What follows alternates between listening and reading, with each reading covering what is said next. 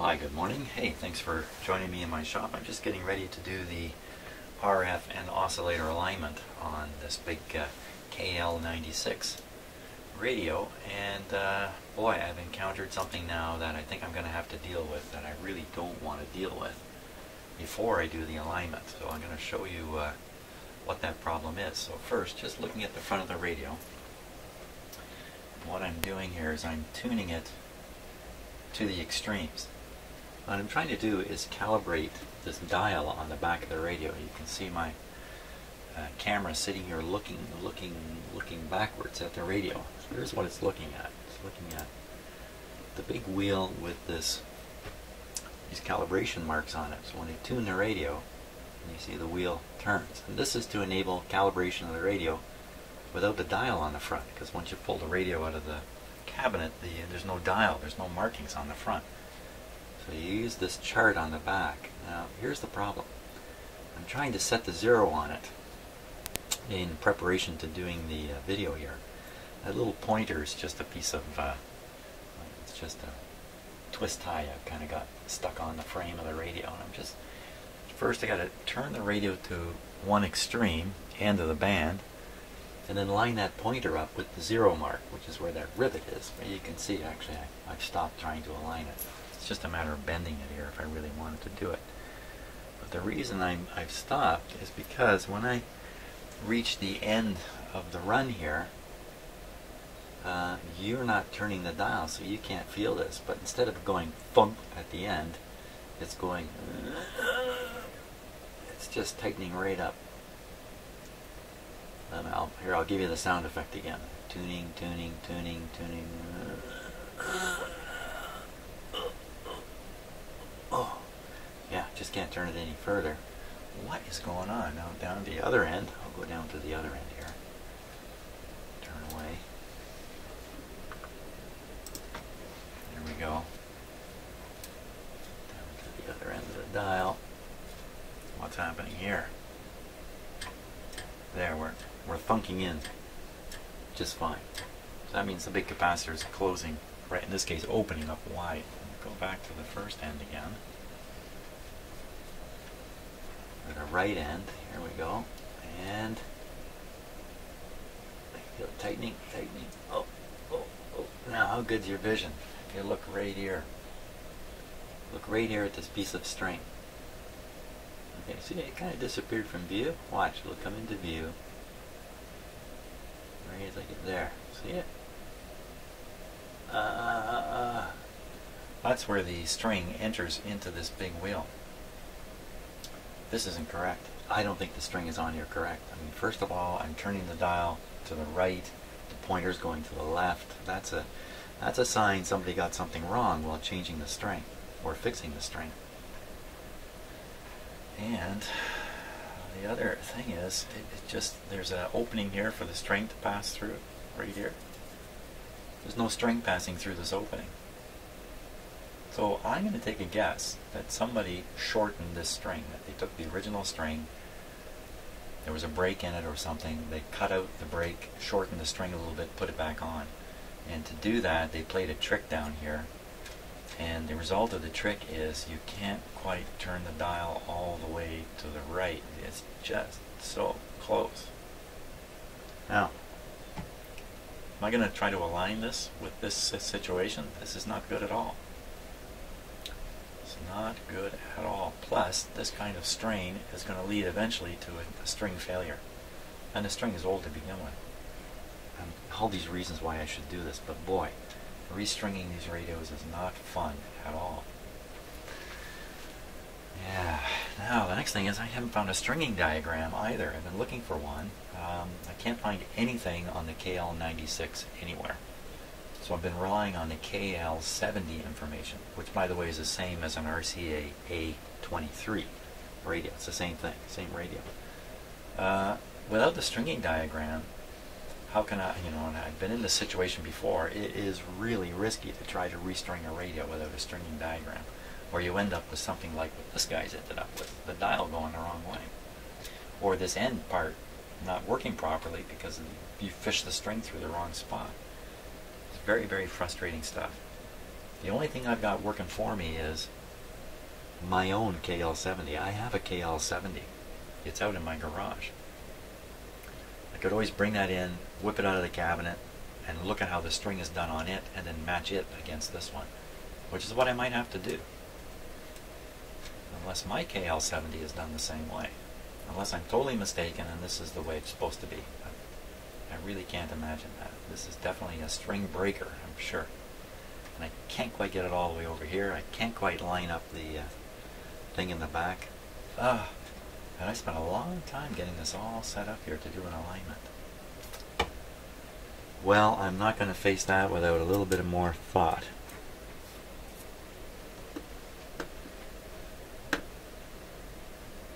Face this string. Well, hi, thanks for joining me here in my shop. Yesterday, I was only in here for about 15 minutes, 20 minutes, and it ended with me realizing I might have to change the dial string on this radio, which depressed me so much. I got out of my shop. Didn't come back. So, but I'm back today.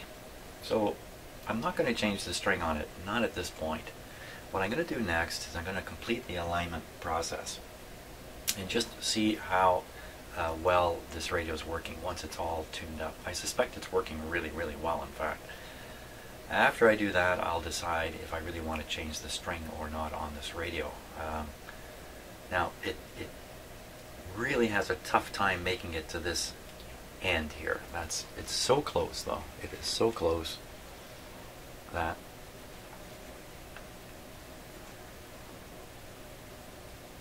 the capacitor is closing on it, so I can do the alignment based on the instructions. I mean, I could do it some other way too. I don't have to necessarily get this right on to 0, but the whole reason for getting this over to the far side is so I can calibrate this little part here, which I'll do now. So this is the scale on the back of the big dial here. I need to get this camera set so it won't move because of parallax problems. So once I get going, my other problem is my whole turntable will rotate here, but it looks like it doesn't throw it off very much. So I have the camera not sitting on the radio. Probably should have it on the radio. I need this to point at 0.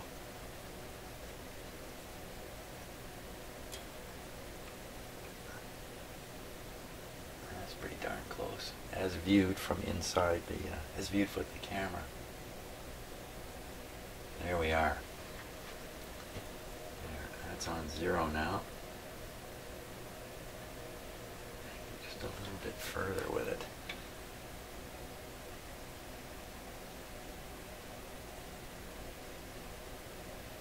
There we go. So that's ready to go. I don't need that just yet.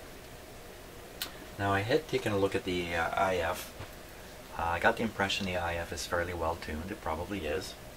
And I decided to leave it alone back at that time. Now I'm thinking differently. I'm thinking I may as well go ahead and align the IF. Now, the reason I was a little bit hesitant was because these are actually glued in place. But the glue that's used is easy to break. I just put a screwdriver in here and turn it. It'll come loose. The other thing about these is that there's 2 more adjustments underneath the radio, up under here. A little bit surprising in a way, because everything else is on top. You can align this radio every other way from above. In fact, you don't even have to take it out of the cabinet. You could potentially align this radio with it sitting in the cabinet. Most of the alignment controls are at the back here, which are easily available. You stick your hand in, there's room, all that kind of stuff. So, but there's 2 that you can't do. 2, where are you? Here you are. 2 you can't do, and that's the 2 coils in these 2 transformers that can only be adjusted from below. And that's why you can see my mirror sitting here, and my little broken screwdriver, which is short enough. I'm going to have to look in the mirror, get this into the adjustment down there, without shocking myself too. Yeah, put this in. I don't know what you can see of me doing this on the camera, but believe me, working in a mirror, you know, I have trouble shaving myself in a mirror, let alone do this. But somehow I got to get the screwdriver in, not get my fingers under there, and adjust it while watching. I have to watch, let's see. I could rearrange my equipment a little bit here. I won't. It's just going to introduce more trouble for me. So, but the meter I'm going to keep an eye on is this one right here. And this is monitoring the AVC voltage. And we'll try the IF. You know, first I'll try and adjust from underneath the radio. I've got to get this radio switched on here because it needs to warm up a bit. Okay.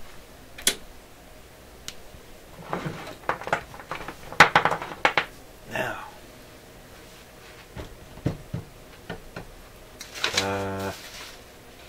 let's see, my little power guy, I gotta go find it. Okay, so I've been running around my house with this power analyzer. What have I discovered? Our water cooler we have one of those big bottle water coolers. When the cooler is on, it's on for about, oh, I don't know, 5 minutes every hour or something like that. It's 150 watts. That's not very much. 150 watts, 5 or 10 minutes an hour.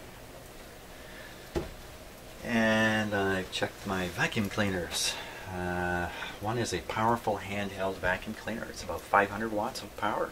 And the upright is a smaller upright vacuum. It's about 600, and when you turn on the beater at the bottom, it's 700 watts.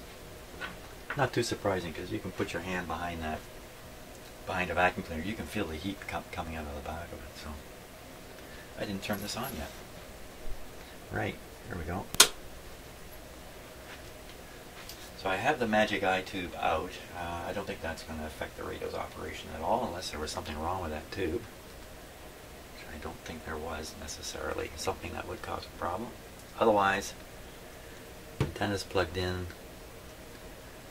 I don't have the signal generator connected. Oh, it's another hassle. Time to use the the socket extender again. I think so.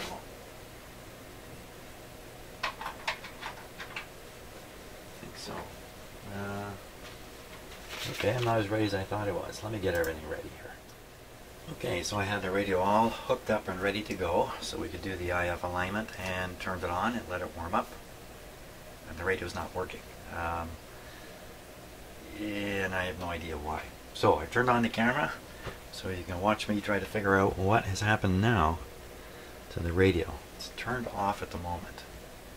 I'm just kind of looking it over here. Let's see. Okay, we're going to switch it on here. Now, right now there's no test equipment connected to it. Everything is in except for... Ooh, that's quite the hum there.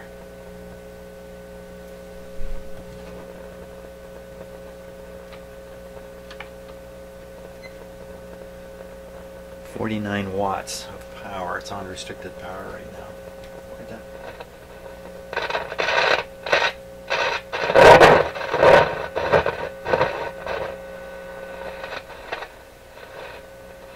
sound the same at all, really, does it?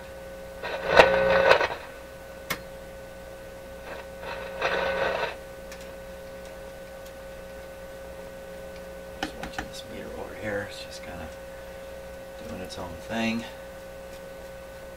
I'm on the 19 meter band. What's happened here? There's no noise coming through from the radio. Ah! Well, the only thing weird about the radio right now is I have one tube on a tube extender, socket extender at the back, so I'm going to remove it, plug it in straight, and just see if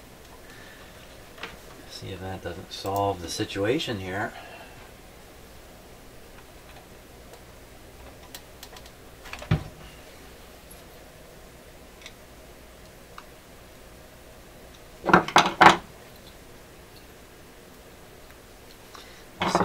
Tube extenders really grab the tubes.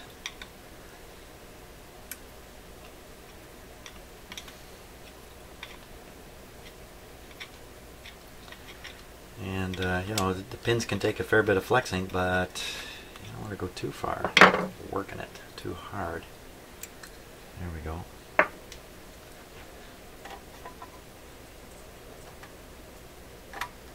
This makes a difference. It's going to be a little hard to explain. Power on.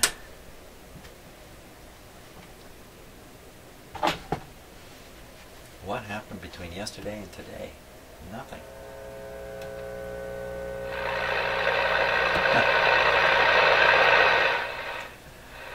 Well, something about using that tube extender.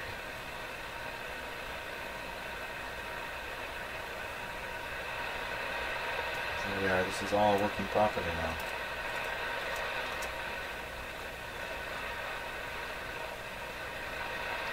Well, maybe not. Maybe properly is too strong a word for it.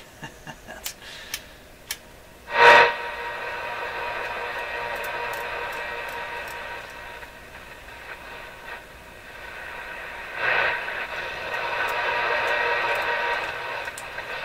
I don't like it. That sound you hear is received over a large area. I don't like it. I don't like the situation here. Wow, I'm really knocked back. The only thing I have plugged in into the radio is this meter. There's zero effect on the radio. And that's because I've chosen a test point which is quite low impedance, so it's insensitive to the instrument being on there. Oh my gosh, I'm paralyzed here.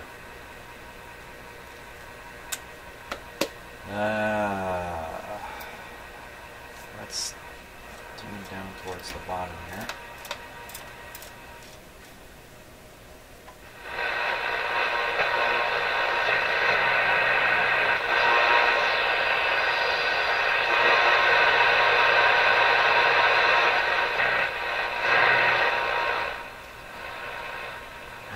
I have to feed in a regular test signal here to see what's going on. So we're somewhere around 650, something like that on the dial. Oh, cheers. I'm banging my head here.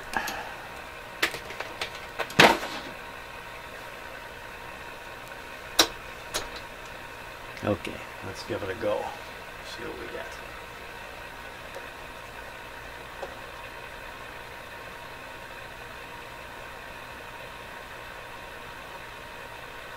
Nothing like that. Okay, let me hook this right onto the antenna.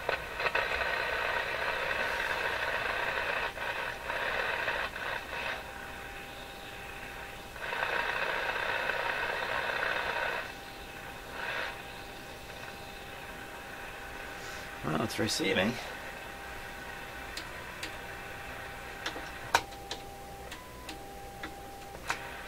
Seem to be receiving very well, though.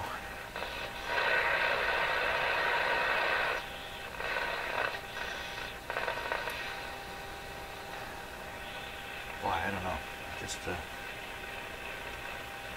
I don't know what to think. Did something change since yesterday?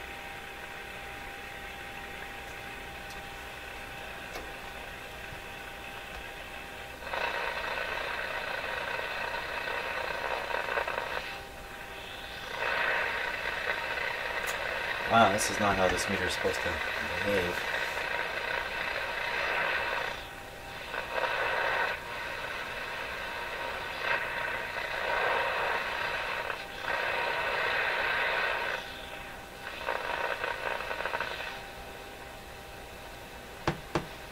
When I tune it in, the AVC voltage appears to fall.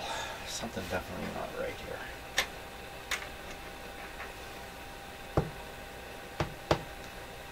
Boy. Off to another bad start. Okay, I gotta poke around here and figure out what has gone wrong. Has something gone wrong? Well, I don't know what to think here. You can see the AVC voltage is at this end of the meter right now. Here's what happens as I turn up and down the outputs.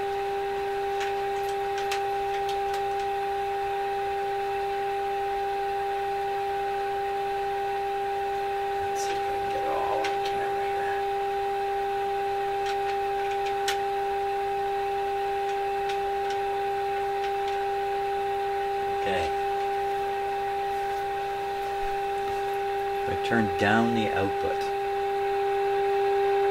The ABC voltage goes high.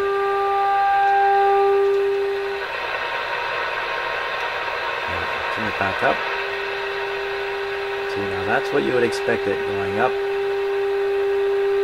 But then as I drive it really hard, maybe that's what it is. I'm just driving it ridiculously hard. Maybe that's what it is.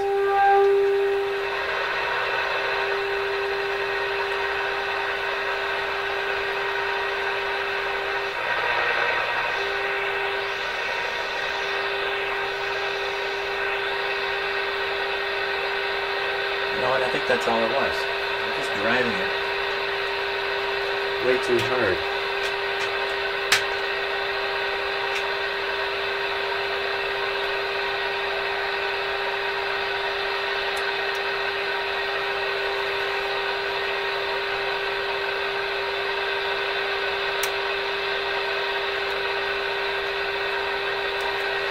Okay. Where are we at? Where are we at here? Where am I at? Okay, so I'm at the situation where I'm totally lost now on what I'm trying to do. Okay, so I think we're back to the IF alignment situation. So I'm going to turn the radio up here a bit, hear it, shut it off, put in the tube extender, turn the radio back on, and see if it doesn't sound exactly the same. I really don't think this tube extender is the problem at all. I think it's me. I think the ABC on this radio is working well. Maybe I've never driven a radio so hard with an antenna signal.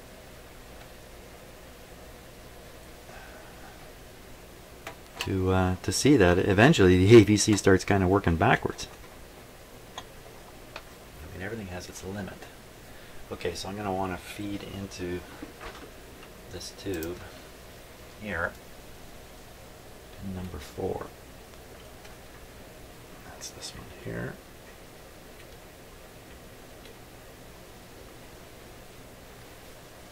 I think I better just double check these things.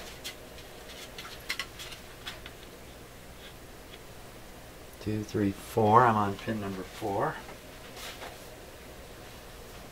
6SK7. Oh man, 6SK7. Pin number 4 is the grid. Good. Okay.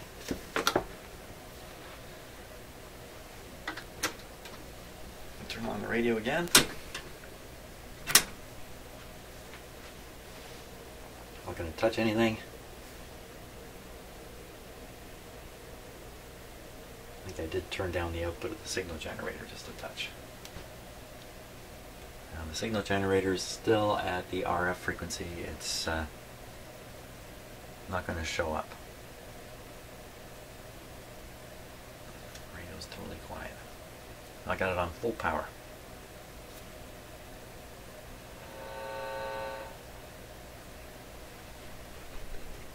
Disconnect there.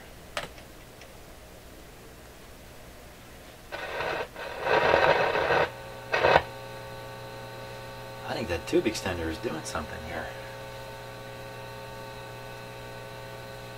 Huh. Okay.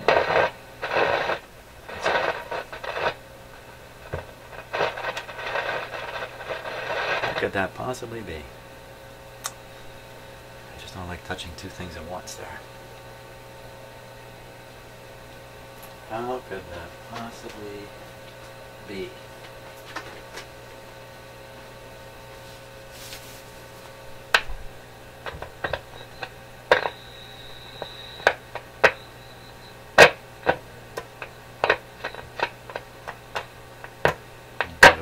I gotta tighten this guy. I don't get it.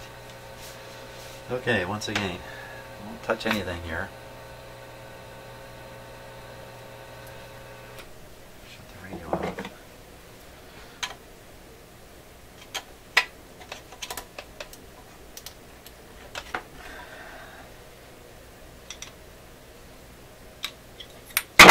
Oh, go. That's good for it. I'll wake it up. Shake up those electrons. You know, maybe they're sleeping in this tube or something. They're a little lazy, and I have to shock them awake here.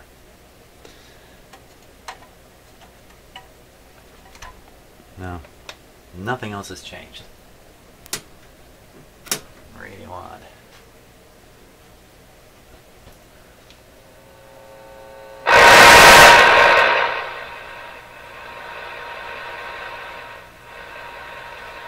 Well, you saw it. What could possibly be going on with this?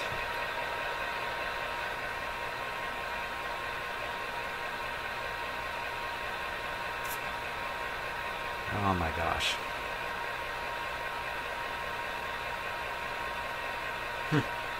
I don't know. It's a little disappointing. Clearly there's a difference. When I plug that tube in, every time I plugged it in, it hasn't worked properly. It means I got to get underneath here and make the... do I really? You know what I'm going to try doing? My old trick. I'm going to ram the IF frequency into the antenna.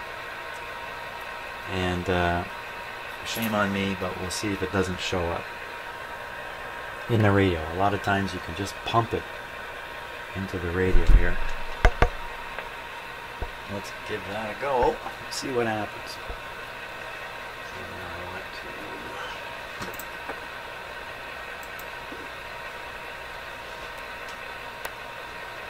455.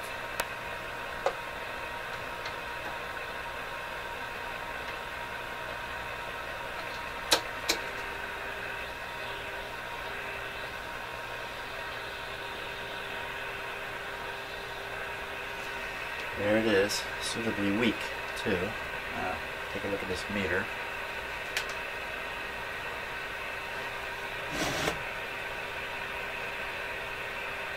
As I tune. Try not to get in front of the camera here. A bit tricky.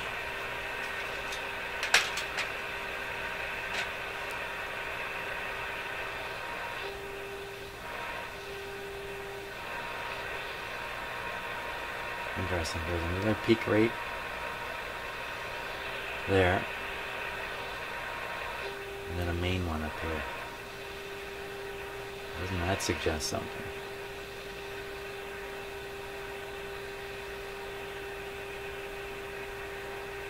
Okay, so there we are, maxed out, and the actual frequency is not 455 but 443 when read this way. Now, didn't I convince myself it was pretty close to 455 last time when I did have it connected to a grid? Oh man, do I rely on this?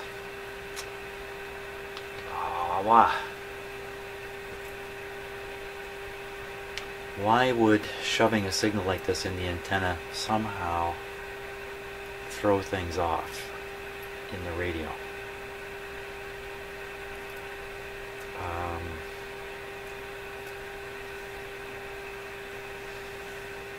I don't see how, but you know what? I can't be sure, and I don't want to align a radio incorrectly here.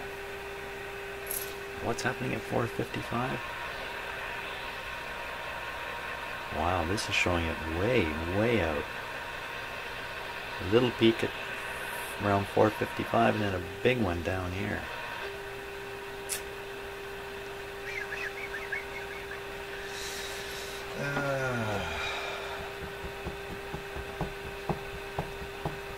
I'm really paralyzed here. You know what? I'm going to have to hook it up to the grid. I'm going to have to get under this radio somehow. Oh, a bit of a learning curve. Okay, I'm going to stop the video because this is going to be ugly. I need to get this thing connected to the proper tube pin from underneath. And then we'll compare. Let's see what we get.